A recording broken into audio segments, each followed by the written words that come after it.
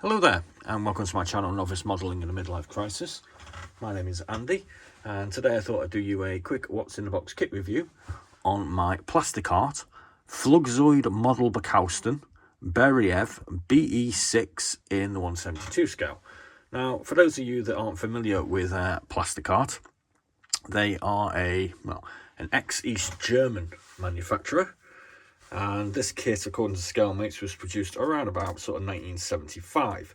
So it's definitely a vintage, and it's from a bygone era when the communists were in control of Eastern Europe, I suppose you could say.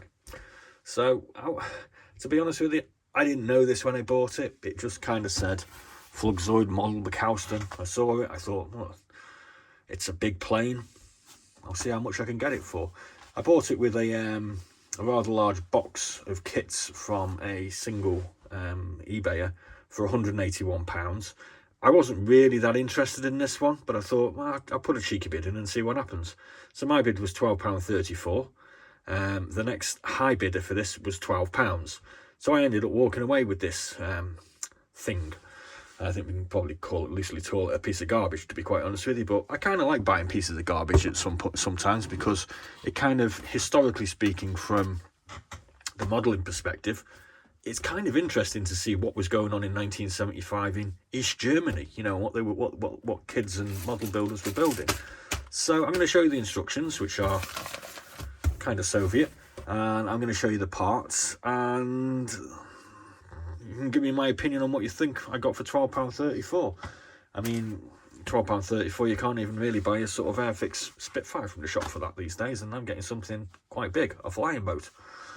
I'm trying to build this up because, you know, I'm trying to be positive about this because it's a piece of crapola. But here we go. So we've got the instructions. We have got one piece of folded A4 paper, and it's the nastiest sort of looking paper I've ever seen. I'd hate to see what their toilet paper looked like in the GDR, because if this is their best paper, they would have been having some sore bottoms. So here we go. Flugzeug Model Bekaustin. It's actually in German, so I don't read German, so I'm going to have a quick look. No, I won't bother. I was going to have a quick look, but I'm not going to. So we'll have a look at the instructions, and here we go. As you can see, we're kind of limited on the parts. We have 1, 2, 3, 4 windows, and we end up with a completed aircraft. So the first part is to put the fuselage stroke hull together, which is 2 big sections. Section 2, we're going to attach the wings. We're going to put some clear glazed parts in. We've got a set of rear guns and another glazed part at the back. We've got the first sections of our tail to go on, and we have our outer aerialons to go on as well. There's no messing around with putting small parts on this. No aerials, no great detail, and we don't even have to bother doing our engine nacelles because they're already pre-formed. Oh no, they're not. We put those on. That's something interesting for us to do. We have 2 sets of floats which we have to put together. We have 2 very large propellers. We have our engine nacelles, and then we have the rest of our tailplate to assemble. And section 4, we end up with a completed aircraft that looks something like that. It's got some instructions on here which are telling us how to glue and paint, apparently. Thanks for that. We've got some tape here as well for, you know, you've got to stick this thing together with tape to make it stick. Put the paint on, blah, blah, blah, and put the decals on. There's been a few comments on the whole unboxing that I actually did about this. Some people have been a little bit sort of skeptical about it. Yeah, you were right. And some people have been a little bit sort of semi-positive about it. You were wrong. So here's our decals. Hopefully, maybe they might be usable. Don't really know, but they're just a load of standard Russian stars. So if they're no good, I'm sure I can pick some up somewhere. And potentially I can do something with a big 04 or maybe an 01 just in paint. We've got 3 big stripes. Not too sure where they're going to go, but I'm going to hazard a guess that they go on the wings somewhere. So obviously this is a flying boat, so this is sort of for patrolling, I suppose, the Baltic or the North Atlantic, or maybe even the Pacific. When I opened the box, I was kind of confused because I was presented with this, don't know, some glazed parts, and a box of green bits as well. That's sort of a bag of green bits. So I was a little bit confused because, you know, couldn't quite see how these 3-bladed propellers resembled the 4-bladed propellers. But then I was kind of hopeful because one of our propellers is broken and the actual blade is not in the box. I ain't going to complain. I'm pretty sure this was sold as seen, so, you know, maybe I can make one out of something somewhere. Comments on a postcard, do send in. How can I make a propeller blade that big? Because I'm pretty sure I've not got one in my spares box. The hull, or fuselage, is all one piece. Kind of goes together on the bottom.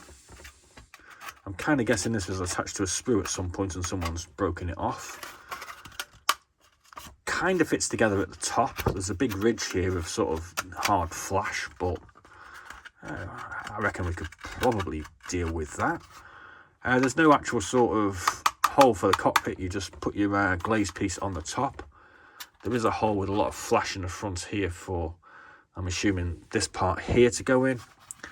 And there'll be a glaze piece here and a 2-barrel cannon or machine gun for the rear.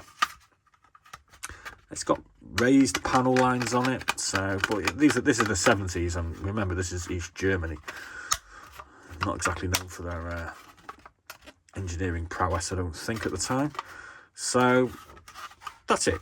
That's the hull. There we go. We get 4 loose wings. Again, not sure whether these were originally attached to the sprue. Let's see if we can't get one of these together. Let's see what it looks like. Well, that one's not going to work because that's got a great big chunk of flash on it. Let's have a look at that one.